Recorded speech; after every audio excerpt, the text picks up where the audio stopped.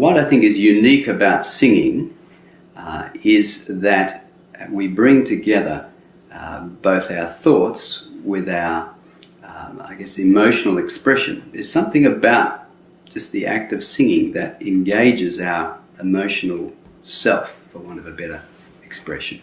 When we sing truth, something else is happening than just when we say truth. Now, of course we can say truth, and that can likewise engage our emotionality. But singing seems to do that more directly. In fact, there have been some brain studies done that show that when people sing, parts of the brain are engaged that when you're just speaking are not. And so this is all part of, I think, what we're discovering and why God commands us to sing our praises and not just speak them. It's important to think rightly about the place of feelings, not only in the Christian life generally, but in the activity of praise. Our feelings are like, roller coasters. They go up and down depending on a whole range of things that are going on. The truth, however, the truth of the gospel never changes.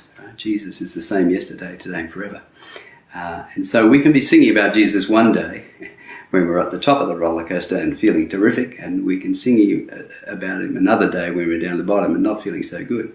But the truth about which we're singing hasn't gone anywhere. It's the same. It's as true as it ever was.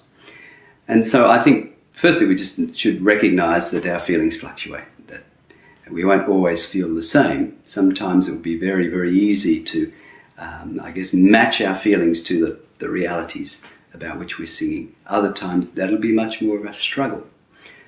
But one of the services that singing performs is because it engages our feelings. It can help us to bring them into, perhaps you might say, a better place, or a more appropriate place, or bring them into line with reality. The reality of forgiveness of sins, the reality of Christ's presence in our lives, and so on. One of the things to add to that is that many of the psalms in the Bible are what we might call laments, right? They're dirges, they're songs of woe. They're expressions of grief and pain and anguish, and sometimes asking excruciating questions of God. Why is this happening? What's going wrong?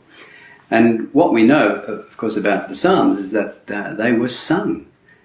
So not just the happy Psalms and the praise Psalms, but also the lament Psalms, the sad Psalms, were also sung.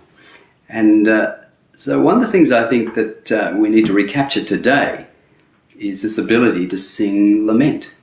Because the fact is, there are dark periods in our journeys as God's people, and there are down times in the Christian life, and there are times where we suffer greatly, whether it's in the form of persecution or just in usual trials of life. There are times when we are in great distress, and to learn to sing out in those moments, and to sing of our pain, and to learn to trust God in the midst of that is profoundly important and necessary. But certainly when you're in that sort of place, then you'll be having feelings, but they'll be very, you might say, negative feelings and dark feelings and painful feelings. But that also is important to acknowledge and to see as part of what we're doing as we sing. We're not just singing in times of joy, but also in times of grief.